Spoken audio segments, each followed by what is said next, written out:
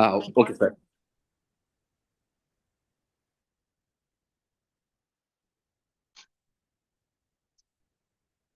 நீங்கள் நேசிக்கும் மகா பிரசம்புள்ள பிதாவே சுவாமி, ஆண்டவரே தகப்பனே, இதோ இந்த மாலை பொழுதிலே என் தேவனுடைய சத்தியத்தை கேட்க நாங்கள் யாவரும் ஆண்டவரே சுவாமி ஆவலாக நாங்கள் வந்திருக்கிறோம்.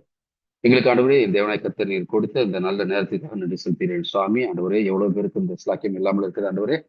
ஆனாலும் தகப்பனே எங்களுக்கு நீர் இந்த நல்ல ஒரு வாய்ப்பை கொடுத்திருக்கிறீங்க தகப்பனே. ஆண்டவரே சுவாமி அதற்கு நமக்கு நன்றி செலுத்துகிறேன். இதோ நாங்கள் ஒரு சிறு குடும்பமாக இந்த தேவனாய் கர்த்தரை நாங்கள் ஆராய்ந்து அறிய இந்த தேவனாய் கர்த்தர் கொடுத்திருக்கிறீங்க. இந்த நல்ல வாய்ப்பை நாங்கள் பயன்படுத்தி சுவாமி, இதோ இந்த சத்தியம் ஆண்டவரே எங்களுக்கு எங்கள் மனதில் பதிந்து அதன்படி நாங்கள் வாழ உதவி செய்கிற ராஜா. பேசுகிற தாசனையும் கருத்தில் கொடுக்கிறேன் சுவாமி. ஆண்டவரை தகப்பனே, அவர் கொடுக்கும் இந்த சத்தியம் என் தேவனுடைய வார்த்தை ஆண்டவரை தகமே மிகவும் பயனுள்ளதாக இருக்குது ஆண்டவரே. அதை நாங்கள் அறிந்தவர்களாக சுவாமி, அதை உணர்ந்தவர்களாக நாங்கள் ஆண்டவர் சுவாமி மேல் மேலும் நாங்கள் உமது வார்த்தையில நாங்கள் வளர என் தேவனை கருத்தை கிருபை பாராட்டி வருகிறேன். ஒவ்வொரு வாரமும் ஆண்டவரை தகப்பனே தடங்கள் இல்லாமல் எங்களை ஆண்டவர் சுவாமி இந்த மீட்டிங்ல எங்களை சேர்த்து வருகிறார் ஆண்டவரை அதை நன்றி செலுத்துகிறோம். ஆண்டவர் இன்னும் யார் யாரெல்லாம் வந்து சேர வேண்டுமோ ஆண்டவரை சரியான இடத்துல வந்து உங்கள் சத்தியத்தை கேட்க தேவநாயகத்தை கிருபை பாராட்டுங்க. ஆண்டவரே தாசன் உங்க செய்தியை தருகிற தாசனையும் கருத்து ஒப்படைக்கிறேன் சுவாமி. ஆண்டவரின் தேவநாயகத்தை நீங்கள் வெளிப்படுங்க. ஆண்டவரே சுவாமி இந்த சத்தியம் எங்களுக்கு நீங்கள் பயனுள்ளதாக இருக்கட்டும். ஆண்டவரே எங்களை யாவரையும் தாழ்த்தியும் கருத்து ஒப்படைக்கிறேன் சுவாமி. நீங்களே பொறுப்பேற்று நடத்துங்க. இயேசுவின் நாமத்தால் கெஞ்சிருக்கிறேன் சொல்ல பிதாவே, ஆமென். நல்ல ஜெபத்தை எடுத்த சகோதரரையும் அவர் செய்கிற ஊழியங்களையும் தேவன் ஆசீர்வதிப்பாராக. இந்த குழுவின் சார்பாக உங்களுக்கு நன்றியை தெரிவித்து நம்ம இந்த நாள்ல பார்க்க இருக்கிற தலைப்பு வந்து பாரம்பரியம் அப்படிங்கிற ஒரு தலைப்பின் கீழே நம்ம செய்திகளை பார்க்க இருக்கு. இந்த நாளின் தலைப்பு பாரம்பரியம் அப்படின்னா நமக்கு எல்லாத்துக்குமே தெரியும். பாரம்பரியம்னா என்ன அப்படிங்கிறது நம்ம ஸ்லைட் ஷேர் பண்றேன். என்னுடைய ஸ்லைட் உங்களுக்கு தெரியுதான்னு ஷியாம் தெரியும். ஒரு வசனத்தை வாசிப்போம். மத்தேயு 7வது அதிகாரம் 24 27 வரை உள்ள வசனம். ஆகையால் நான் சொல்லிய இந்த வார்த்தைகளை கேட்டு இவைகளின்படி செய்கிறவன் எவனோ அவனை கண்மலையின் மேல் தன் வீட்டை கட்டின புத்தியுள்ள மனுஷனுக்கு ஒப்பிடுவேன். இங்க என்ன சொல்றார் தேவன்னா, ஒரு வீடு கட்டுறோம். அந்த வீடு வந்து எதன் மேல கட்டப்படணும்னா கண்மலை. கண்மலைன்னா நமக்கு யாருக்கு தெரியும்? கிறிஸ்து. அப்போ கிறிஸ்து மேலன்னா இந்த வார்த்தைகளை கேட்டுனா வசனம், வசனத்தின் மேல ஒரு வீட்டை கட்டுற மனுஷனை வேதாகம் எப்படி சொல்லுதுன்னா புத்தியுள்ள மனுஷன். இப்ப வசனம்னா கிறிஸ்து, கிறிஸ்துனா வார்த்தை. அப்போ வார்த்தையின் மேல கிறிஸ்துவோடைய வசனங்களின் மேல ஒரு மனுஷன் என்ன பண்ணணும்னா வீட்டை கட்டணும். அவன் புத்தியுள்ள மனுஷன். இப்போ என்ன ஆகும்? பெருமழை சொரிந்து பெருவெள்ளம் வந்து காற்று அடித்து அந்த வீட்டின் மேல் மோதியும் அது விழவில்லை, ஏனென்றால் அது கண்மலையின் மேல் அஸ்திபாரம் போடப்பட்டிருந்தது. எந்த ஒரு போலியான உபதேசங்களும் இல்ல சாத்தான் எதை கொண்டு வந்து போட்டாலும் அந்த வீடு என்ன பண்ணாதுன்னா கீழே விழாது. ஏன்னா அது எதன் மேல அஸ்திபாரம் போட்டுருக்குன்னா கண்மலையின் மேல அஸ்திபாரம் போடப்பட்டிருக்கு. இப்போ யாரு சத்தியத்துல ஸ்ட்ராங்கா இருப்பாங்க அப்படின்னா, யார் வந்து வசனத்தின் மேல அதாவது ஒரு மற்றவங்க சொல்றதை கேட்காம, அவங்க சொல்றது பைபிள்ல இருக்கா, சோ வேதாகமத்தின் அடிப்படையில ஒரு மனிதன் சத்தியத்துல வளரும் போது அவனை எந்த ஒரு கொள்கைகளும் இல்ல தவறான உபதேசங்களும் என்ன பண்ணாதுன்னா கீழே விழ வைக்காது அர்த்தம். நான் சொல்லி அந்த வார்த்தைகளை கேட்டு இவைகளின்படி செய்கிறவன் எவனும், வசனத்தின்படி செய்கிறவன் எவனும் அவனை கண்மலையின் மேல் தன் வீட்டை கட்டின புத்தியுள்ள மனுஷனுக்கு ஒப்பிடுவேன். இந்த பக்கம் பாத்தீங்கன்னா, நான் சொல்லி இந்த வார்த்தைகளை கேட்டு இவைகளின்படி செய்யாதிருக்கிறவன் எவனோ அவன் தன் வீட்டை மணலின் மேல் கட்டின புத்தி இல்லாத மனுஷனுக்கு ஒப்பிடப்படுவான். இப்போ இங்க 2 பேர் வர்றாங்க. ஒரு புத்தியுள்ள மனுஷன், இன்னொரு புத்தி இல்லாத மனுஷன். புத்தியுள்ள மனுஷன் எதன் மேல அடித்தளம் போடுவான் அப்படின்னா வார்த்தைகளின் மேல அடித்தளம் போடுவான். தேவனுடைய வசனத்தின் மேல அவன் என்ன பண்ணுவான்னா வளர்ந்திருப்பான் சத்தியத்தின்படி. இங்க இன்னொரு மனிதன் என்ன பண்றான்னா, புத்தி இல்லாத மனுஷன் அவன் வந்து சத்தியத்தின் மேல வீட கட்டியிருக்க மாட்டான். அவன் என்ன பண்ணுவான்னா பாரம்பரியத்தின் மேல கட்டியிருக்கான். அப்போ பெருமழை சொரிந்து பெருவெள்ளம் வந்து காற்று அடித்து அந்த வீட்டின் மேல் மோதின போது அது விழுந்தது, விழுந்து முழுவதும் அழிந்தது என்றான். இந்த மத்தேயு 7:24-27 தேவன் இயேசு கிறிஸ்து வந்து ஒரு 2 விஷயங்களை பேசுறார். ஒண்ணு புத்தியுள்ள மனுஷன். புத்தியுள்ள மனுஷன் எது எதன் மேல அஸ்திபாரம் போடுவான்னா வசனத்தின் மேல. அவன் வந்து வசனத்தை தான் யோசிப்பான். எங்க அப்பா சொன்னாரு, எங்க அம்மா சொன்னாங்க, எங்க பாஸ்டர் சொன்னாரு, எங்க சாமியார் சொன்னாரு. அந்த மாதிரி வந்து என்ன பண்ண மாட்டாங்கன்னா, அவங்க வந்து சத்தியத்துக்காக வளைந்து கொடுத்தாங்க. நீ சொல்றது பைபிள்ல இருக்கா? அதுவும் ஜோடியோட இருக்கா? இதன் அடிப்படையில தான் ஒரு மனிதனுடைய விசுவாசம் இருக்கும். அவன் தான் வந்து கன்மலையின் மேல் கட்டப்பட்டது. இல்ல, இன்னொரு மனிதன் என்ன பண்ணுவான், இதுக்கு அப்படியே ஆப்போசிட்டா இருக்கும். அவங்க சொன்னாங்க, இவங்க நான் இந்த இந்த இதுல பல தலைமுறைகளா நான் இதுல தான் வர்றேன். இந்த மாதிரி அவனுக்கு மனிதனை சரியா மருந்து ஏத்துல ஒரு வாரண்ட் இருக்காரு. வேற இடத்துல மறுபடியும் மாத்துவாங்க அது. சரி, இது ரெண்டு பேர், புத்தியுள்ள மனுஷன், புத்தி இல்லாத. சோ இந்த வசனத்தின் அடிப்படையில இந்த டாபிக்ல போகலாம். இன்னொரு வசனத்தை கூட வாசிப்போம். மத்தேயு 15வது அதிகாரம் 6 to 9. மத்தேயு 15:6-9. உங்கள் பாரம்பரியத்தினாலே தேவனுடைய கற்பனையை அவமாக்கி வருகிறீர்கள். மாயக்காரரே, உங்களை குறித்து இந்த ஜனங்கள் தங்கள் வாயினால் என்னிடத்தில் சேர்ந்து தங்கள் உதடுகளினால் என்னை கனம் பண்ணுகிறார்கள். அவர்கள் இருதயமும் எனக்கு தூரமாய் விலகி இருக்கிறது. மனுஷருடைய கற்பனைகளை உபதேசங்களாக போதித்து வீணா எனக்கு ஆராதனை செய்கிறார்கள் என்று ஏசாயா தீர்க்கதரிசி நன்றாய் சொல்லி இருக்கிறான் என்றார். கிறிஸ்துவே சொல்றாரு. என்ன சொல்றாரு? பாரம்பரியத்தினாலே தேவனுடைய கற்பனையை அவமாக்கி வருகிறீர்கள். இது யாரை குறித்து பேசுறாருன்னா, யூதர்களை குறித்து பேசுறாரு. இது எப்படி அப்படின்னா, எந்த மாதிரி, எந்த அர்த்தத்துல அது தேவன் சொல்றாரு? இப்போ உதாரணத்துக்கு ஒரு பணக்கார வாலிபன் வருவான், கிறிஸ்துவை பார்த்து கேட்கிறான், ஆண்டவரே, நான் நித்திய வாழ்வுக்குள்ள நான் பிரவேசிக்க விரும்புகிறேன், நான் பரலோகத்துக்கு போக விரும்புனா நான் என்ன பண்ணணும் கேள்வி கேட்கிறேன். அதுக்கு தேவன் என்ன சொல்றாருன்னா, நீ வந்து கற்பனையை கடைபிடி, கற்பனையின்படி வாழு, நீ வந்து பரலோகத்துக்கு போயிடும். அப்படிதான் அவனுக்கு சொல்றாரு. அவன் என்ன சொல்றான்னா, இதை சின்ன வயசுல இருந்தே நான் கடைபிடிச்சிட்டு வர்றேன். அப்படி சொல்லும்போது தேவன் அவனை நோக்கி என்ன சொல்றாருன்னா, நீ வந்து உனக்கு உள்ளதெல்லாம் வித்து ஏழைகளுக்கு. இது வந்து கேட்டோன்னே அந்த மனுஷனுக்கு ரொம்ப வருத்தம் ஆயிடுச்சு அந்த வாலிபனுக்கு. ஏன்னா அவன் பெரிய பணக்காரன், தலையை தொங்கு போட்டு போயிட்டான். அப்போ அவன் கற்பனையின்படி வாழ்றான். ஆனா கற்பனையோட உண்மையான பொருள் என்னன்னா அன்பு.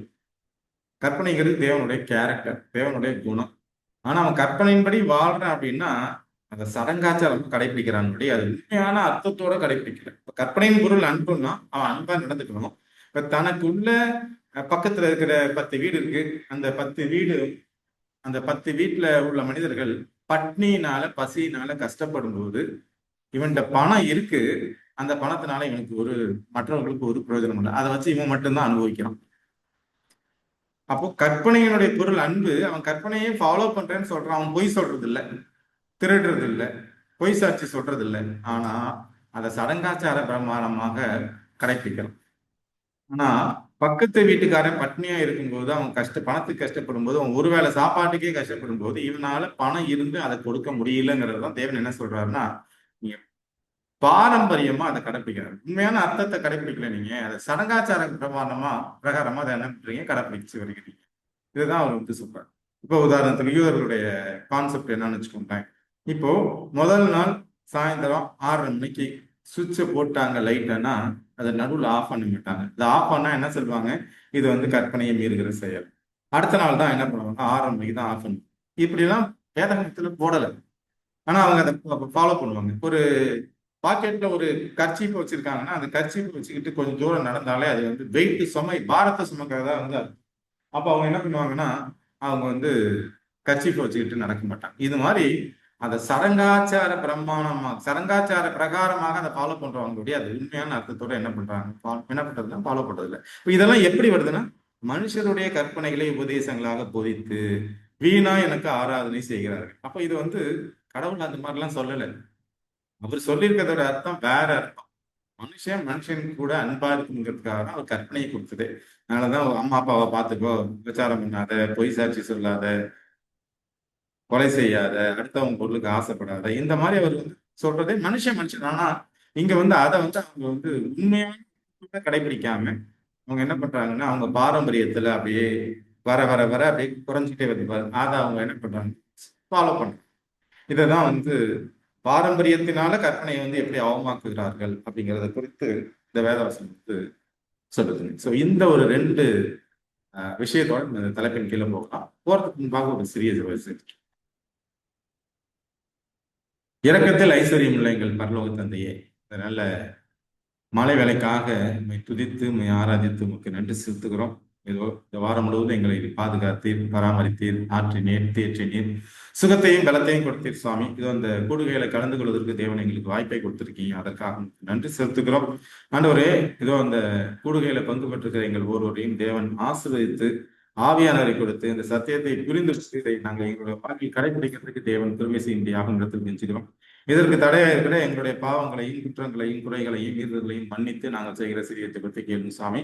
வேதாகமத்தின் அதிசயங்களையும் ரகசியங்களையும் நாங்கள் புரிந்து கொள்ள உதவி செய்யுங்க. தேவன் எதற்காக ஒவ்வொரு வார்த்தைகளையும் பேசியிருக்கீங்க கூட, இதனுடைய அர்த்தம் என்ன, ஆவிக்குரிய அர்த்தம் என்ன, இதெல்லாம் நாங்கள் புரிஞ்சு ஆண்டவரோடு நாங்கள் நெருங்கி ஜீவிப்பதற்கு இந்த தலைப்பு எங்களுக்கு பிரயோஜனமாக இருக்க இரட்சகரும் மீட்பருமாகிய கிறிஸ்துவின் நாமத்தில் கெஞ்சுகிறோம் நல்ல பிதாவே.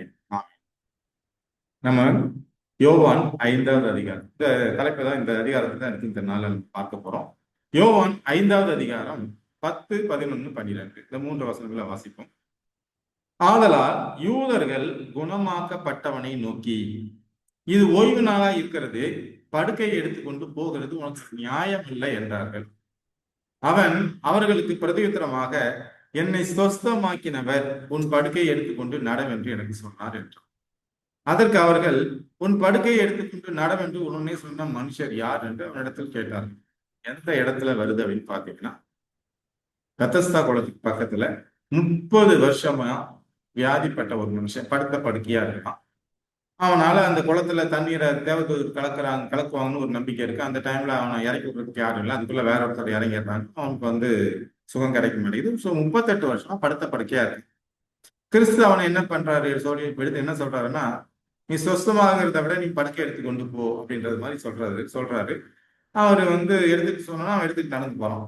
இப்போ யூதர்களை பாக்குறது என்ன பாக்குறாங்கன்னா, நீ ஓய்வு நாள்ல ஏன் படுக்கையை எடுத்துக்கிட்டு போற, படுக்கையை படுத்திருந்த அந்த போர்வை பாய்த்தாலை எல்லாம் சுருட்டி ஏன் எடுத்துட்டு போற, இது நியாயம் அல்ல. இப்போ ஓய்வு நாள்ல படுக்கையை சுருட்டிட்டு போறது தப்பு அப்படிங்கிறது அவர்களுக்கு பாரம்பரியமா சொல்லப்பட்டிருக்கு. ஓய்வு நாள்ல படுக்கையை எடுத்துட்டு நடக்கக்கூடாது. ஆனா 38 வருஷமா அந்த குளத்துக்கிட்ட மோசமான நிலையில நோய்வாய்ப்பட்டு படுத்திருக்கிற மனுஷனை போய் விசாரிக்கிறதுக்கு ஒருத்தனை இல்லை. ஆனா படுக்கை எடுத்துட்டு போகும்போது மட்டும் ஏன் எடுத்துட்டு போ? அப்ப அங்க கற்பனையின் பொருள்ங்கிறது அன்பு. ஒரு சக மனுஷனை அவங்களால நேசிக்க முடியல, ஆனா படுக்கை எடுத்துட்டு போகும்போது ஏன் எடுத்துட்டு போற? இது ஓய்வு நாள்ல செஞ்சது தப்பு. இது யார் செய்ய சொன்னான்? இப்படிதான் கேட்கிறாங்க. அடுத்தது இன்னொன்று, யோவான் 9வது அதிகாரம் 6 மற்றும் 7 வசனங்களை வாசிக்கலாம். இவைகளை சொல்லி அவர் தரையிலே துப்பி உமிழ் நீரினால் சேருண்டாக்கி அந்த சேற்றை குருடனுடைய கண்களின் மேல் பூசி, நீ போய் சீலோவாம் குளத்திலே கழுவு என்றார். சீலோவாம் என்பதற்கு அனுப்பப்பட்டவன் என்று அர்த்தம். அப்படியே அவன் போய் கழுவி பார்வையடைந்தவனாய் திருப்பி வந்தான். இது 2வது ஆளு. இவனுக்கு என்னன்னா பிறவி குருடன், பிறவில இருந்து கண்ணு தெரியல. அவர் என்ன பண்றாருன்னா எச்சில கீழே துப்பி அதை சேருண்டாக்கி அதை அவன் கண்ணுல பூசி போய் இந்த குளத்துல கழுவுன்றாரு. போய் கழுவுறான், கண்ணு குருடாச்சு. 2 பேர் பார்த்தோம். ஒருத்தன் 38 வருஷமா நோய்வாய்ப்பட்டு படுத்த படுக்கையா இருக்கான். அவனுக்கு என்னைக்கு சுகம் கிடைக்குதுன்னா ஓய்வு நாள்ல. 2வது ஆளு பிறவி குருடன். அவனுக்கும் என்னைக்குதான் பார்வை கிடைக்குது, அவனுக்கு பார்வை கொடுக்குறாரு தேவன் அப்படின்னா அதுவும் ஓய்வு. யோவான் 9வது அதிகாரம் 14, 15. இயேசு சேருண்டாக்கி அவன் கண்களை திறந்த நாள் ஓய்வு நாளா இருந்தது. ஆகையால் பரிசேயரும் அவனை நோக்கி, நீ எப்படி பார்வை அடைந்தா என்று மறுபடியும் கேட்டார்கள். இப்ப இங்க முன்னாடியே விசாரிக்கிறாங்க. அப்புறம் பரிசேயர்கிட்ட கொண்டு போறாங்க. பரிசேயர்கள் என்ன பண்றாங்கன்னா, நீ எப்படி பார்வை அடைந்தா என்று மறுபடியும் கேட்டார்கள். அதற்கு அவன், அவர் என் கண்களின் மேல் சேற்றை பூசினார், நான் கழுவினேன், காண்கிறேன் என்றான். அவன் உண்மையே சொல்றான். ஏன்னா அவன் பிறவி கூட சேரு என் கண்ணில தடவனாருப்பா, கழுவ சொன்னாரு, கழுவனே கண்ணு தெரியும். அப்பொழுது பரிசேயரில் சிலர், அந்த மனுஷன் ஓய்வு நாளை கை கொள்ளாததினால் அவன் தேவனிடத்திலிருந்து வந்தவன் அல்ல என்றார்கள். என்ன சொல்றாங்க? அந்த மனுஷன்னா எந்த மனுஷன்? யாரு இந்த குருடனுக்கு சுகத்தை கொடுத்தாங்களோ, இயேசு கிறிஸ்து தான் கொடுத்தாரு. அவன் தேவனிடத்திலிருந்து வந்தவன் அல்ல அப்படின்னு சொல்றாங்க. ஏன்னா ஓய்வு நாள்ல ஒரு மனுஷனை அவரு குணமாக்கிட்டார். இது ஓய்வு நாள்ல மீறின செயல் அப்படின்னு யாரு சொல்றாங்கன்னா பரிசேயர்கள் கிறிஸ்து மேல குற்றம் சொல்றாங்க. வேறு சிலர், பரிசேயர்களே வேறு சிலர், பாவியா இருக்கிற மனுஷன் இப்படிப்பட்ட அற்புதங்களை எப்படி செய்வான் என்றார்கள். இவ்விதமாய் அவர்களுக்குள்ளே பிரிவினை உண்டாயிற்று. இப்ப ஒரு பாவியா இருக்கிற ஒரு மனுஷன் ஒரு பிறவி குருடனை எப்படி சுகமாக்கும் இப்படின்னு 2 குரூப்பா பிரிறாங்க. யாரு? பரிசேயர்ல. ஒரு குரூப் என்ன சொல்றாங்க? ஓய்வு நாள்ல இந்த மனுஷனுக்கு சுகத்தை கொடுத்துருக்கான், அந்த மனுஷன் பாவியா இருக்கணும் ஏன்னா ஓய்வு நாளை மீறி இருக்கிறார். ரெண்டாவது, இன்னொரு மனுஷன் இன்னொரு குரூப் என்ன சொல்றாங்க, இல்ல இல்ல அவர் எப்படி பாவியா இருந்தா எப்படி ஒரு இது மாதிரி அற்புதத்தை செய்ய முடியும்னு சொல்லிட்டு அங்க இன்னொரு குரூப் சொல்றாங்க. இப்ப இந்த இடத்துல பாத்தீங்கன்னா, ஒரு மனிதன் பிறவியிலிருந்து குருடன், இன்னொரு மனுஷன் 38 வருஷமா நோய்வாய்ப்பட்டு, இந்த 2 பேருக்கும் சுகம் கிடைச்சிருக்குது. எந்த நாள்ல கிடைச்சிருக்கு? ஓய்வு நாள்ல கிடைச்சிருக்கு. ஓய்வு நாள்ல தீமை செய்ய வேணாம், நன்மை செய்யணும். இயேசு கிறிஸ்துவே கேட்கிறாரு, இப்ப ஒரு மாடு கிணத்துல விழுந்துச்சுன்னா நீ தூக்குவியா, தூக்க மாட்டியா? தூக்கணும். அப்போ நன்மை செய்யறதுல என்ன இருக்குது? ஓய்வு நாள்ல நன்மை செய்யறது, இப்ப நாங்களே இப்ப ஓய்வு நாள்ல போய் வைத்தியம் பண்றோம். ஆனா அந்த வைத்தியத்துக்கு ஃபீஸ் வாங்கக்கூடாது. அப்படியே ஃபீஸ் வாங்கினா அந்த ஃபீஸ் நம்ம எடுத்துக்கூடாது. இப்ப வெள்ளிக்கிழமை ஈவினிங் போய் நான் வைத்தியம் பாக்குறேன். ஆனா அந்த ஃபீஸை நான் எடுத்துக்காம அதை என்ன பண்றோம்? கடவுளுக்கும் கொடுத்துறோம். ஆக்சுவலா சர்வீஸ் பண்ணணும். இதனால சர்வீஸ் ஃப்ரீயா பண்ணா அது யாருமே மதிக்கிறது இல்லை. இப்போ ஓய்வு நாள்ல ஒரு மனிதனுக்கு நன்மை செய்கிறது நல்லது அப்படின்னு தான் கற்பனையில பார்க்கணும். ஆனா இவர்கள் ஓய்வு நாள்னா அந்த உண்மையான அர்த்தத்தை புரிஞ்சுக்காம அதை அவங்க எப்படி அனுபவிக்கிறாங்க, அதை செய்யறாங்கன்னு, இந்த நாளை கடைபிடிக்கிறாங்கன்னு பாரம்பரியமாக கடைபிடிக்கிறாங்க. ஓய்வு நாள்னா இதை செய்யக்கூடாது, அதை செய்யக்கூடாது, இதை பண்ணக்கூடாது. இதனாலதான் அவங்க என்ன பண்றாங்கன்னு பழக்கப்படுறாங்க. இப்ப யோவான் 9வது அதிகாரம் 34, 33, 32 இப்படியே லைனா வாசிக்கலாம். 32 வாசிக்கிறேன். பிறவி குருடனுடைய கண்களை ஒருவன் திறந்தான் என்று உலகம் கேள்விப்பட்டதில்லையே. அவர் தேவனிடத்திலிருந்து வராதிருந்தால் ஒன்றும் செய்ய மாட்டாரே என்று. இதை யார் சொல்றாங்கன்னா, குருடையே சொல்றான். அவங்களுக்கு பதில் சொல்றான். அவர்கள் அவனுக்கு பிரதியுத்தரமாக, முழுவதும் பாவத்தில் பிறந்த நீ எங்களுக்கு போதிக்கிறாயோ என்று சொல்லி அவனை புறம்பே தள்ளிவிட்டார்கள். இப்ப இவன் உண்மையதான் சொல்றான். பிறவி குருடன் என்ன சொல்றான்? இது வரைக்கும் யாராவது பிறவி குருடனுக்கு கண்கள் பார்வை கிடைச்சதா இது வரைக்கும் உலகம் உண்டானதுக்கும் கேள்விப்பட்டிருக்கீங்களா? பண்ணதுல இல்ல. அவர் தேவனிடத்திலிருந்து வராதுன்னா அந்த மாதிரி செய்ய முடியாதுன்னு பிறவி குருடன் சொல்றது அவங்க புரிஞ்சுக்கலாம். அவங்க என்ன சொல்றாங்கன்னா, ஒரு மனிதன் வியாதியில இருந்தாலே அவங்க பாவம் செய்தவன் பாவி. இப்படிதான் யூதர்களுடைய இந்த பரம்பரையில அவங்க இப்படிதான் எடுத்துக்கிறாங்க. பாரம்பரியத்தில் ஒரு மனுஷனுக்கு கை சூம்பி போச்சா, அவன் பாவம் செஞ்சதுனாலதான் அவன் கை சூம்பி போச்சு. ஒரு மனுஷனுக்கு கண்ணு தெரியலையா, நோய் இருந்துச்சா, அவன் பாவி, அவன் பாவம் செய்தான். இப்படி ஒரு கான்செப்ட்ல தான் அவர்கள் இருக்கிறாங்க. அதனால என்ன பண்றாங்கன்னா, அவனை கேவலமா பேசி புறம்பே தள்ளிவிட்டார்கள், என்ன அசிங்கப்படுத்தி தள்ளிவிட்டான். அப்போ ஒரு ஒரு மனிதன் பாரம்பரியத்தில் இருக்கும் பொழுது அவன் என்ன மற்றவர்களை மதிக்கிறது இல்லை. அவனை எப்படி பார்க்கறான்? பாவியா பார்க்கறான், கேவலப்படுத்துறான். நீதிமொழிகள் 21, 24. இப்போ இந்த வசனத்துல பாக்குறோம், என்ன பாக்குறோம்னா, அவனை புறம்பே தள்ளி விட்டார்கள்னா கேவலப்படுத்தி அசிங்கப்படுத்தி தள்ளி விட்டார். நீ ஏன் உட்குருடன்? நீ என்ன எங்களுக்கு புத்தி சொல்ற? நீ ஒரு பாவி, பாவத்துல பிறந்த நீ அப்படின்னு என்ன பண்றாங்க? அவனை கேவலமா சொல்றாங்க. இப்போ நீதிமொழிகள் 21, 24 என்ன சொல்றதுன்னா, அகங்காரமும் இடும்பும் உள்ளவனுக்கு பரியாசக்காரன் என்று பெயர், அவன் அகந்தையான சினத்தோடே நடக்கிறான்.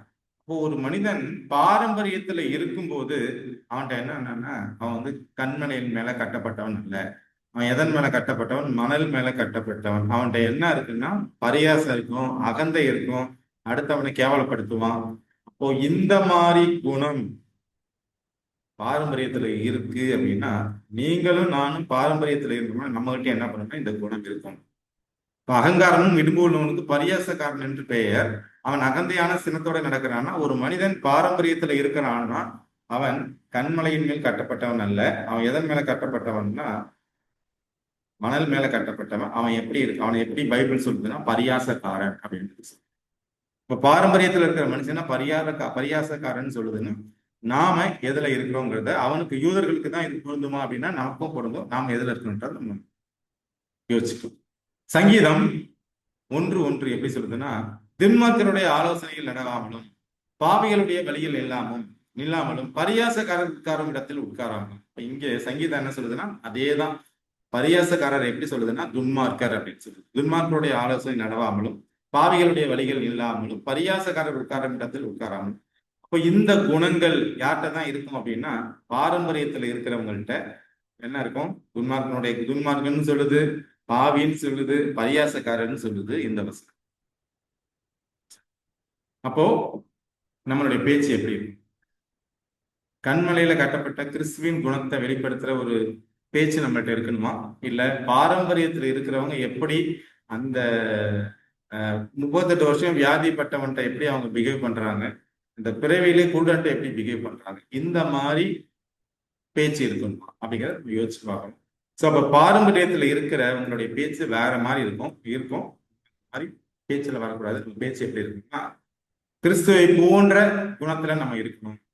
ஓய்வு நாள்ல நன்மை நடக்குதுன்னா அவன் சுகமானானா அதை பத்தி நம்ம சந்தோஷப்படணும் ஒழிய, இன்னைக்கு யாரு சுகத்தை கொடுத்தா, இது என்ன நாள், ஏன் அப்படின்ற கேள்விக்குள்ள போகாம அவன் அசிங்கப்படுத்தாம பார்க்கிற முதலாவது கருத்து. அப்ப பாரம்பரியம் ஒரு மனிதன்கிட்ட இருந்தால் அவனுடைய பேச்சு எப்படி இருக்கும்னா, பரியாசம் என்ற பேச்சு மாதிரி இருக்கும், துன்மார்க்கமான பேச்சா இருக்கிறது முதல் கருத்தை பார்க்கணும். அப்ப எப்படிதான் நம்ம பேசணும், இப்படி துன்மார்க்கமா பேசக்கூடாது, எப்படிதான் பேசணும் அப்படின்னா, பிரசங்கி 5:2 சொல்லுது, தேவ சமூகத்தில் நீ துணிகரமாய் உன் வாயினால் பேசாமலும் மனம் பதறி ஒரு வார்த்தையும் சொல்லாமலும் இரு. இப்ப நாம துணிகரமான வார்த்தைகளை பேசக்கூடாது. டென்ஷன் நம்ம சொல்றோம் பார்த்தீங்கன்னா, டென்ஷன்ல வார்த்தையை விட்டுட்டோம். அப்ப மனம் பதறி ஒரு வார்த்தையும் சொல்லாமல், இந்த மனம் பதறிங்கிறது டென்ஷன். இப்ப நம்ம இன்னைக்கு நம்ம ஏதோ ஒரு சூழல்ல டென்ஷன் ஆனா என்ன பண்ணுதுன்னா, இப்ப நீங்களும் நானும் டென்ஷன் ஆனா என்ன பேசுறோன்னே தெரியாம ஏதோ ஒரு வார்த்தையை பேசுறோம். அதனால டென்ஷன் ஆனாலும் மனம் பதறி ஒரு வார்த்தையும் சொல்லாமல் இருக்கிறது சொல்லுது. அப்ப என்னுடைய பேச்சு வந்து எந்த சூழ்நிலையிலும் கிறிஸ்துவனுடைய குணத்தை வெளிப்படுத்துற ஒரு பேச்சா தான் இருக்குங்கிறது தான் பார்க்கிற முதலாவது கருத்து. இரண்டாவது கருத்து, இந்த பாரம்பரியத்தில் இருக்கவங்களுக்கு கிறிஸ்துவ மேல விசுவாசம் இருக்காது. முதலாவது கருத்து, அவங்க பேச்சு சரியா இருக்காது. ரெண்டாவது கருத்து, அவங்களுக்கு என்ன இருக்காதுன்னா, யூதர்கள் வந்து பாரம்பரியத்துல தான் இருந்தாங்க, அவங்க கிறிஸ்துவ வந்து முழுசா விசுவாசிக்கல, அவரோட தேவனே அவங்க ஏத்துக்கல. அதனாலதான் அவங்களுடைய அப்ரோச்சே வேற மாதிரி இருந்தது. அப்போ இந்த பாரம்பரியத்தில் இருக்கவங்களுக்கு வந்து கிறிஸ்துவ மேல விசுவாசமே இருக்காது. இதை யூதர்கள் இப்படி வெளிப்படுத்துறாங்க. யோவான் 5ஆம் அதிகாரம் 38 அவர் அனுப்பினவரை நீங்கள் விசுவாசியாதபடியால், அவர் பிதா அனுப்பினவரை நீங்கள் விசுவாசியாதபடியால் அவருடைய வசனம் உங்களில் தரித்திருக்கிறதும் இல்லை. இப்ப பிதா அனுப்பின கிறிஸ்துவ அவங்க யாரு, தேவன் விசுவாசிக்கல.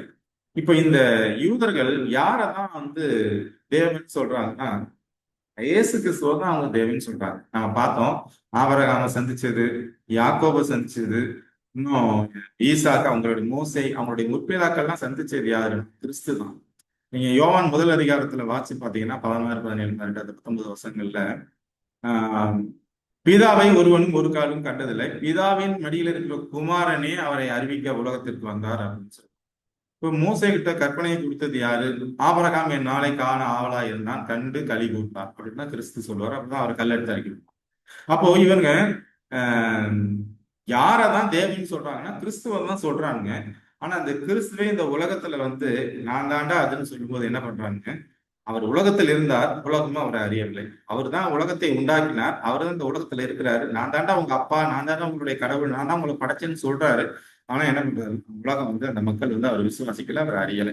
அப்போ பாரம்பரியத்துல இருக்கிற ஒரு மனுஷனால அவர் அவங்கள்ட்ட கற்பனையை குறித்து அவங்க யார தெய்வம்னு சொல்றாங்க, அவரே இந்த உலகத்துல மனுஷனா வந்து நான் தாண்டா அதுன்னு சொன்னாலும் அவங்க என்ன பண்ணலன்னு அவரை ஏற்றுக்கொள்ளவில்லை, விசுவாசிக்கல, அவரு தான் மெசியான்னு அவங்க புரிஞ்சுக்கல.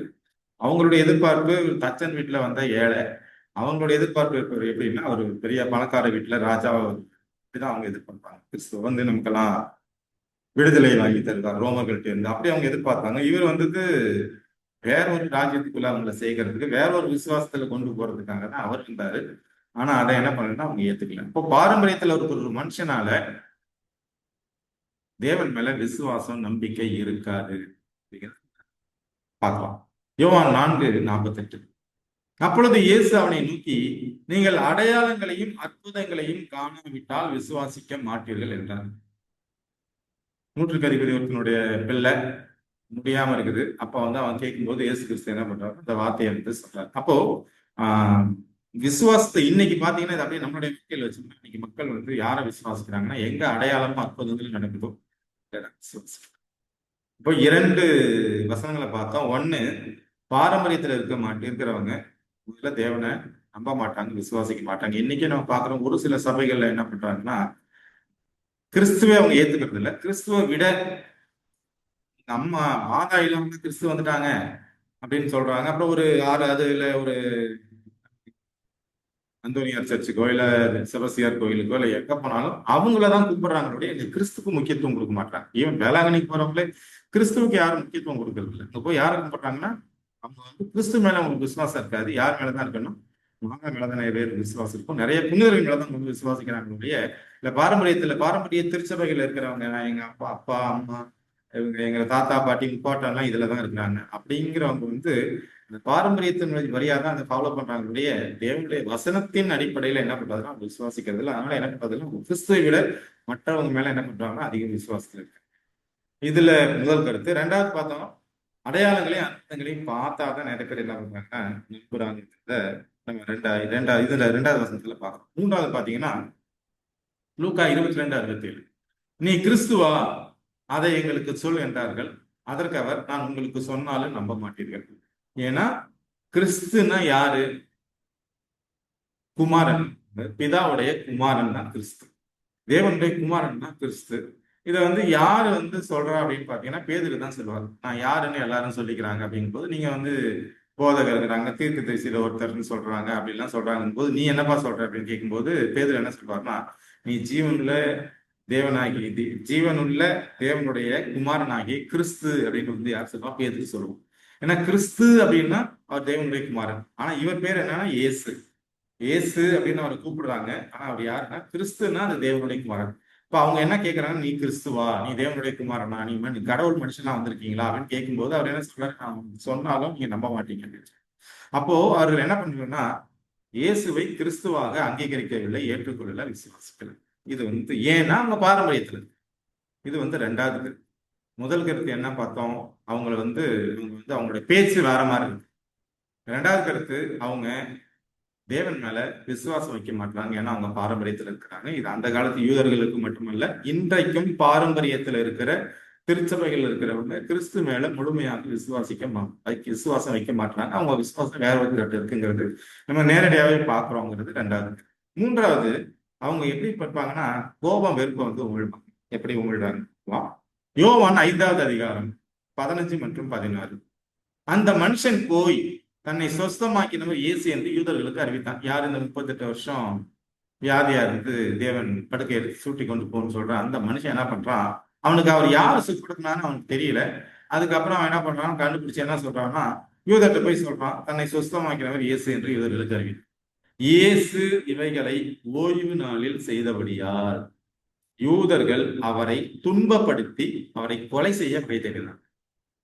இன்னும் இல்ல, அவரும் யூதர் தான். அங்க இருந்த அந்த தலைவர்களும் மத தலைவர்களும் யூதர்கள் தான். அந்த வியாதியை படுத்திருந்தவனும் யூதன் தான். 38 வருஷமா படுத்திருக்கவனுக்கு அவனுக்கு செய்யல. கிறிஸ்து என்ன பண்றாருன்னா ஓய்வு நாள்ல அவனை சுகமாக்குறது. ஓய்வு நாள்ல இதை செய்ததுனால அவரை கொலை செய்ய வகை தெரிந்தவர்கள், அவரை துன்பப்படுத்தி கொலை செய்ய வைத்திருந்தார். எந்த அளவுக்கு அவரை வந்து டார்ச்சர் பண்ணி கொலை பண்ணுங்கிறதுல ரொம்ப கவனமா இந்த யூதர்கள். அப்ப அவங்களுடைய கோபம் எந்த அளவுக்கு இருந்தா அவரை துன்பப்படுத்தி கொலை செய்யணும்னு யோசிக்கிறாங்க. கோபம் வெறுப்பு யார் மேல வருது? இந்த பாரம்பரியங்கள்ல இருக்கிற யூதர்கள் கிறிஸ்து மேல வருது. அவங்க தேவனுடைய குணத்தை என்ன பண்ணலன்னா வெளிப்படுத்தல, பாரம்பரியத்தின் குணத்தை தான் வெளிப்படுத்துறாங்க. மத்தேயு 21:15, அவர் செய்த அதிசயங்களையும் கேள்விப்பட்டு என்ன சொல்றாங்க அந்த மக்கள், தாவீதின் குமாரனுக்கு ஓசன்னா என்று தேவாலயத்திலே ஆர்ப்பரிக்கிற பிள்ளைகளையும் பிரதான ஆசாரியரும் வேதபாகரும் கண்டு கோபம் அடைத்து, இப்ப கிறிஸ்து வந்து எருசலேமுக்கு வர்றாரு. வரும்போது என்ன பண்றாங்கன்னா தன்னுடைய மேல போட்டு கங்கிகள் எல்லாம் பாதையில விரிச்சு போட்டு அந்த ஒலிவ மர இந்த பேரிச்ச மர கிளைகள் எல்லாம் வெட்டி போட்டு என்ன பண்றாங்க, தாவீதன் குமார் அந்த கழுதை மேல அவர் ஏறி வர்றாரு. அப்பதான் அவங்க தாவீதன் குமாரனுக்கு ஓசன்னா அப்படின்னு சொல்லி என்ன பண்றாங்க, எல்லாரும் பாட்டு பாடுறாங்க. இப்போ இத பார்த்த பரிசேயருக்கு வேதபாரகர்கள் என்ன ஆகுதுன்னா கோபம் அடைகிறாங்க. ஏன் கோபம் அடைகிறாங்கன்னா இந்த தச்சனுடைய குமாரனை பார்த்து தாவீதின் குமாரனுக்கு ஓசன். அப்ப ஓசன்னா என்ன அர்த்தம்னு பாத்தீங்கன்னா சங்கீதம் 118, 25, 26 கர்த்தாவே ரட்சியும், கர்த்தாவே காரியத்தை வாய்க்க பண்ணும். அப்ப ஓசன்னான்னு கிறிஸ்துவ சொல்ற மக்கள் என்ன சொல்றாங்கன்னா அவரை கர்த்தர்னு ஒத்துக்கிறாங்க. கர்த்தாவேங்கிற ரட்சியும், கர்த்தாவே காரியத்தை வாய்க்க பண்ணும். சோ ஓசன்னா இதான் அர்த்தம். அப்ப இவனை போய் கர்த்தாவே தேவனே அப்படின்னு சொல்றாங்களேன்னு சொல்லிட்டுதான் என்ன பண்றாங்க இந்த யூதர்கள் வந்து பரிசேயரும் வேதபாரரும் என்ன பண்றாங்கன்னா கோவப்படுறாங்க. இப்ப கர்த்தருடைய நாமத்தினாலே வருகிறவர் ஸ்தோத்தரிக்கப்பட்டவர், கர்த்தருடைய ஆலயத்திலிருந்து உங்களை ஆசீர்வதிக்கிறோம். சோ இந்த வசனம் ஓசனாவுக்கு என்ன அர்த்தமா, கர்த்தாவே ரட்சியும், கர்த்தாவே காரியத்தை வாய்க்க பண்ணும். இப்ப இந்த வார்த்தைகள் அவர்களுக்கு பிடிக்கல. அதனால என்ன பண்றாங்கன்னா பயங்கர கோவப்படுறாங்க. இவரை கொலை பண்ண நினைக்கிறாங்க. மூன்றாவது லூக்கா 19:7. அதை கண்ட யாவரும் இவர் பாவியான மனுஷருக்கு தங்கும்படி போனார் என்று முறுமுறுத்தார்கள். இது எங்க அப்படின்னா சக்கேயு மரத்து மேல உட்கார்ந்து இருக்காரு. இவர் அந்த மரத்துக்கிட்ட வந்தோடனே மரத்து மேல பார்த்து சக்கையை பார்த்து சக்கே இந்த நாள்ல நான் உங்க வீட்டுல தங்கணும் அப்படின்னு சொல்றாரு. சொன்ன உடனே அவன் என்ன சொல்றான், இது வரைக்கும் நான் வந்து அநியாயமா யார்ட்டையாவது வரி வசூல் பண்ணியிருந்தேன்னா அதை 4 பங்கா தர்றேன், நான் 1 பங்கு வாங்கி தான் அவங்களுக்கு 100 பங்கு தரேன். இந்த மாதிரி அவர் வந்து வீட்டுல தங்கணும்னு தான் சொன்னாரு. ஆனா அவன் என்ன பண்றான், தன்னால வந்து அவன் செய்த தவறுகள் எல்லாம் அவருக்கு முன்பாக அறிக்கையிட்டு அதுக்கு பிராயசித்தம் செய்யறான்னு அவன் வந்து சொல்றான். இப்போ இந்த யூதர்கள் என்ன பண்றாங்கன்னா, யூதருடைய பார்வையை பொதுவா எப்படின்னா சமுதாயத்துல கீழ்நிலையில இருக்கிறவங்க, இப்ப இவன் வந்து வரி வசூல் பண்றவன், இவனெல்லாம் பாவின்னு ஒரு முத்திரை குத்திடுறான். இந்த பாவின்னு முத்திரை குட்டப்பட்ட ஜனங்கள் கூட யூதர்கள் என்ன, அவங்களும் யூதர்கள் தான், இவனும் யூதர்கள் தான். ஆனா என்ன பண்ண மாட்டாங்கன்னா அவங்க வந்து ரொம்ப வச்சுக்க மாட்டாங்க, அவங்க வந்து பாவின்னு வச்சுப்பாங்க. இப்ப யாருக்கு ஒரு மனுஷனுக்கு வியாதி இருக்கோ அவங்க ஒரு பாவி, யாரு ஒரு கீழ் நிலையில உள்ள வேலை செய்யறாங்களோ அவங்களெல்லாம் பாவி. இப்படி வந்து ஒரு பாகுபாடு அவங்க வந்து பாரம்பரியத்திலேயே இவங்க எல்லாம் பாவின்னு போய் வச்சுக்கிறாங்க. அப்போ இவங்க என்ன நினைக்கிறாங்கன்னா, இவர் ஒரு யூதரு, இவர் போதிக்கிற போதகர், இவர் என்ன பண்றாருன்னா ஒரு பாவி வீட்டுல போய் தங்குறாரு, இவர் தேவனுடைய குமாரன் இல்ல ஒரு நல்ல போதகர் தீர்க்கதரிசியா இருந்தா இவருக்கு அவன் பாவின்னு தெரியாதா அப்படின்னு என்ன பண்றாங்க, பொறுக்கிறது. இப்போ இவங்க அந்த உண்மையான அர்த்தத்தோட வாழாம கற்பனையை கடைபிடிக்காம அவங்க என்ன பண்றாங்கன்னா பாரம்பரியத்துல இருக்கிறது தான் ஒரு மனுஷனை சக மனிதனை இந்த ரட்சிப்புக்குள்ள கொண்டு வரணுங்கிறது கிடையாது, பிரிச்சு பிரிச்சு பார்க்க. அப்படி இவர் போனாலும் அவர் என்ன சொல்றாரு, இந்த உலகத்துல வந்து வியாதி உள்ளவனுக்கு வந்து வைத்தியம் தேவை, வியாதி உள்ளவனுக்கு தானே வைத்தியம் தேவை, வியாதி இல்லாதவனுக்கு வைத்தியம் தேவை இல்லை, அப்படிதான் அவர் வந்து சொல்றாரு. அப்ப யாரு பாவியோ அவங்கள ரட்சிக்கிறதுக்காக இந்த உலகத்துக்கு மனுஷகுமாரன் வருகிறார், அப்படிதான் அவர் வந்து பாவி வீட்டுல போய் சாப்பிடுறாரு அப்படின்னு அவங்க பாவின்னு சொல்றவங்க வீட்டுல போய் சாப்பிடுறாரு, தங்குறாரு அப்படிங்கலாம். அப்போ ஒரு பாரம்பரியத்துல இருக்கிறவங்க என்ன பண்றாங்க, கோபம் வெறுப்பை வந்து உமிழ்றாங்க. இந்த குணம் நம்மள்கிட்ட இருக்குதா அப்படிங்கிறத நம்ம யோசிச்சு. இப்போ இன்றைய நாள்ல அன்றைக்கு யூதர்கள் என்ன பண்ணாங்களோ அது பாரம்பரியத்துல இருக்கிற இந்த நாள்ல இருக்கிற நம்ம கிட்டையும் அந்த குணம் இருக்குதா அப்படிங்கிறத ஒவ்வொருத்தரும் யோசிச்சு பார்க்கலாம். இது வந்து 3வது கருத்து. லூக்கா 6:10-15. அவர்கள் எல்லோரையும் சுற்றி பார்த்து அந்த மனுஷனை நோக்கி உன் கையை நீட்டு என்றார். அப்படியே அவன் தன் கையை நீட்டினான். உடனே அவன் கை மறுகையை போல சுஸ்தமாயிற்று. சூமின கையுடைய மனிதன். அவர்களோ மூர்க்க வெறி கொண்டு இயேசுவை என்ன செய்யலாம் என்று ஒருவர் ஆலோசித்தார்கள். அந்த சுகத்தை ஓய்வு நாள்ல கொடுத்தாலே டென்ஷன் ஆயிடுறாங்க. டென்ஷன் ஆகி என்ன பண்றாங்கன்னா கிறிஸ்து மேல கோபம் வெறுப்படைகிறார்கள். 3வது கருத்தை பார்த்தோம். 4வது கருத்து, இந்த பாரம்பரியத்துல இருக்கிறவங்க என்ன பண்ணுவாங்க, கிறிஸ்துவை கொலை செய்தார்கள். பாரம்பரியம் என்ன பண்ணா கிறிஸ்துவை கொலையும் செய்யுங்கிறதா 4வது கருத்தா பார்த்தோம். யோவான் 5வது அதிகாரம் 16வது மற்றும் 18வது வாசிக்கிறேன். இயேசு இவைகளை ஓய்வு நாளில் செய்தபடியால் யூதர்கள் அவரை துன்பப்படுத்தி அவரை கொலை செய்ய வகை தேடினார்கள். அவர் ஒன்றும் பண்ணல, நன்மைதான் செய்யறாரு. ஆனா பாரம்பரியத்துல இருக்கிற யூதர்கள் என்ன பண்றாங்க, அவரை கொலை செய்ய வகை தேடினார்கள்.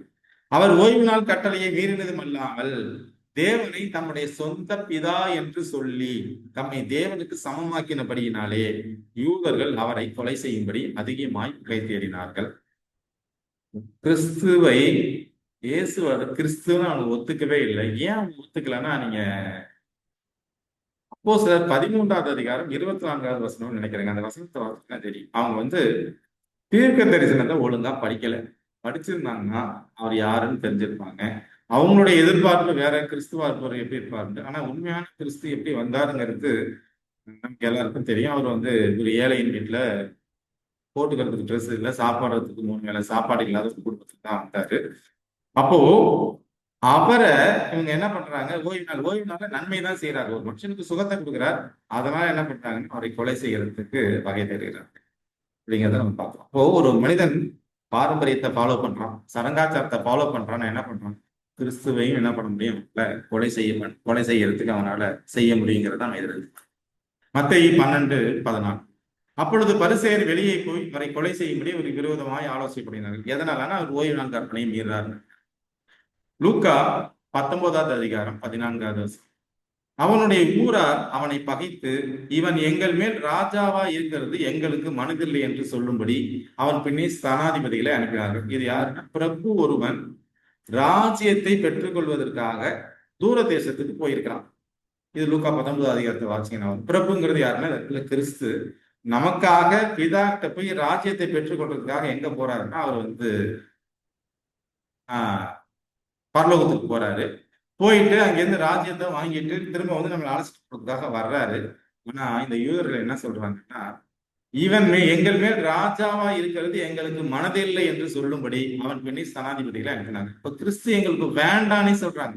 கிறிஸ்து வேணா அவர் ராஜ்யம் வேணும் அப்படின்னு என்ன பண்றாங்க, அவனுடைய ஊரார் அவனை பகைத்து, இவன் எங்கள் மேல் ராஜாவா இருக்கிறது. ஏன்னா பிறப்பு ஒருத்தர் ராஜ்யத்தை போய் வெற்றி கொண்டு வர்றாங்கன்னா அவன் தான் ராஜா. இப்ப கிறிஸ்து தான் இந்த இடத்துல ராஜாவா வர்றாரு. அவர் ராஜாவா வர்ற இந்த ராஜாங்கத்துக்குள்ள நாங்க போய் பரலோகம் எனக்கு வேண்டாம் அப்படின்னு சொல்றாங்க. இப்போ இந்த 4 வசனங்கள்ல பார்த்தோம்னா எந்த அளவுக்கு அவர் மேல வெறுப்பு காமிக்கிறாங்க, அவரை கொலை செய்யறதுக்கு எந்த அளவுக்கு பிளான் பண்றாங்க. யோவான் 7:7, உலகம் உங்களை பகைக்க மாட்டாது, அதன் கிரியைகள் பொல்லாதவைகளாய் இருக்கிறது என்று நான் சாட்சி கொடுக்கிறபடியினாலே அது என்னை பகைக்கிறது. நாம இயேசு சீடர்களை பார்த்து சொல்றாரு, உலகம் உங்களை பகைக்க மாட்டாது. சீடர்களை பார்த்து சொல்றாரு, அதன் கிரியைகள் பொல்லாதவைகளாய் இருக்கிறது என்று சாட்சி கொடுக்கிறபடினால் அது என்னை பகைத்து. கிறிஸ்து அப்பப்ப நீ செய்யறது தப்புன்னு சொல்லிடுறாரு. பரிசேயரு சத்சேயரை பார்த்து சொல்றதுனால அவங்க என்ன பண்றாங்கன்னா அவருக்கு எதிராக நிற்கிறார்கள் அப்படிங்கிறத நம்ம பார்த்துக்கிறோம். அப்போ கிறிஸ்துவை பாரம்பரியத்தில் இருக்கிற யூதர்கள் கிறிஸ்துவை கொலை செய்கிறார்கள். கிறிஸ்துவ மட்டுமா கொலை செய்யறாங்கன்னா அவருடைய பின்னடையர்களையும் கொலை செய்யறாங்க. யாருன்னு பார்க்கலாம்.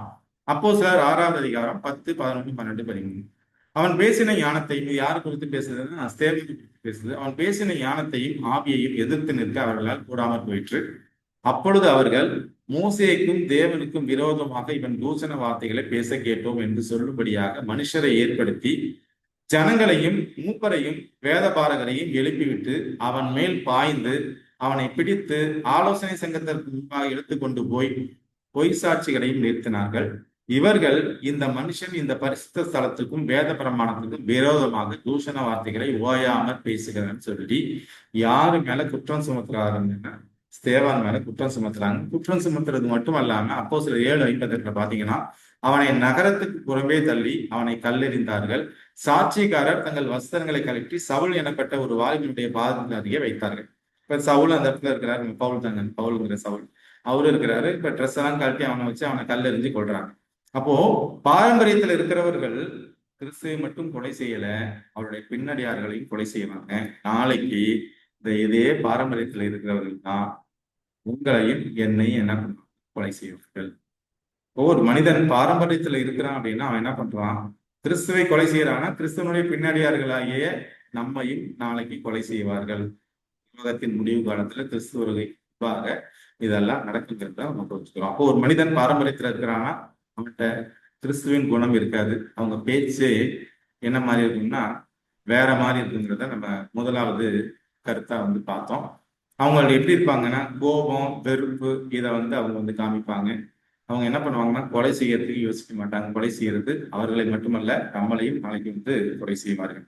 அப்போ நம்ம பாரம்பரியத்துல இருக்கக்கூடாது. நம்மளுடைய அடிப்படை எதுல இருக்கணும்னா கிறிஸ்துவின் மேல இருக்கும். இப்போ பாரம்பரியத்துல இல்லைன்னா நமக்கு என்ன நடக்கும்? லூக்கா 6:47, 48. அதே வசனம், என் இடத்தில் வந்து என் வார்த்தைகளை கேட்டு அவைகளின்படி செய்கிறவன் யாருக்கு ஒப்பாயிருக்கிறான் என்று உங்களுக்கு காண்பிப்பேன். ஆழமாய் தோண்டி கற்பாறையின் மேல் அஸ்திபாரம் போட்டு வீடு கட்டுகிற மனுஷனுக்கு ஒப்பாயிருக்கிறான். பெருவெள்ளம் வந்து நீரோட்டம் அந்த வீட்டின் மேல் மோதியும் அதை அசைக்க கூடாமல் போயிற்று. ஏனென்றால் அது கண்மலையின் மேல் அஸ்திபாரம் போடப்பட்டிருக்கிறது. என் வார்த்தைகளை கேட்டும் அவைகளின் பயிர் செய்யாதவன் அஸ்திபாரம் இல்லாமல் மண்ணின் மேல் வீடு கட்டினவனுக்கு ஒப்பாயிருக்கிறான். நீரோட்டம் அதன் மேல் மோதினவுடனே அது விழுந்து முழுவதும் அழிந்தது என்றார். இன்றைக்கு நீங்களும் நானும் பாரம்பரியத்துல இருக்கிறோமா இல்ல கண்மலையின் மேல வீடை கட்டியிருக்கோம் பார்ப்போம். அப்படி நம்ம வந்து மணல்ல வீடு கட்டி இருக்கிறவங்களா இருந்து பாரம்பரியத்தில் இருந்தா நம்ம என்ன பண்ணுவோம்னா தேவனுடைய வசனத்தின் அடிப்படையில நம்மளுடைய வாழ்க்கையை அமைத்துக் கொள்வோம். இதுல போதகர் சொல்றாரு, அவங்க சொல்றாங்க, யாரு சொல்றதும் பைபிள்ல இருக்கா, பைபிள்ல ஜோடியோட இருக்காங்கிறத என்ன பண்ணும் புரிந்து நம்ம வசனத்தின்படி நம்மளுடைய ஆவிக்குரிய வாழ்க்கையை கற்றுவோம். வாய்ப்பை கொடுத்த தேவனுக்கும் இந்த கூடுகையில் பங்கு பெற்றவங்கள் அனைவருக்கும் இந்த நன்றியை தெரிவித்துக்கிறேன்.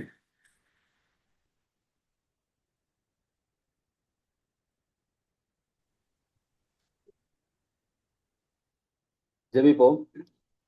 பரிசுத்தர் பரிசுத்தர் என்று சொல்லி ஓயாமல் எக்கால தூதர்களாலும் கோடிக்கணக்கான மக்களாலும் ஓயாமல் போற்றப்படுகிற எங்கள் பரலோக தந்தையே உமக்கு ஸ்தோத்திரப்பா.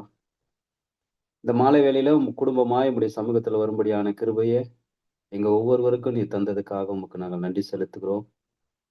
இந்த நேரத்தில் ஆண்டவரே உடைய வார்த்தைகளை தியானிக்க முடியாத கிருபையை எங்களுக்கு கொடுத்ததுக்காக உமக்கு நாங்கள் நன்றி செலுத்துகிறோம். கேட்டவைகளாகவே இல்லாதபடிக்கு அதை நாங்கள் தியானித்து புரியாத காரியங்களை புரிந்து கொள்ளவும் ஆவியானவர் எங்களுக்கு துணை செய்யும்படி நாங்கள் ஜெபம் பண்ணுகிறோம்ப்பா. இதே வேளையில இந்த நாளில வார்த்தை கொடுத்த மகனுக்காக ஸ்தோத்திரம். விசேஷமாய் மேடத்துக்காக நாங்கள் ஜெபம் பண்ணுகிறோம். ஆண்டவர் கொடுத்து வருகிற பரிபூர்ண சுகத்துக்காக உமக்கு நாங்கள் நன்றி செலுத்துகிறோம். சிலுவையில் சிந்தின ரத்தம் நாங்கள் தழும்புகளால் குணமாகிறோம் என்று நாங்கள் வாசிக்கிறோம்ப்பா. உடைய தழும்புகளால் குணமாகிறதுக்காக நன்றி செலுத்துகிறோம். தொடர்ந்து உடைய இந்த பலவீனத்துல உடைய பலன் பூரணமா இருக்கும்படி உடைய சமூகத்துல நாங்கள் வேண்டிக் கொள்கிறோம்ப்பா. சீக்கிரமா எங்களோடு இணைந்து இந்த பிரேயர்ல அட்டன் பண்ண போகிற நாட்களே நாங்கள் நினைத்து பார்க்கிறோம். அதற்கு நாங்கள் நன்றி செலுத்துகிறோம்ப்பா.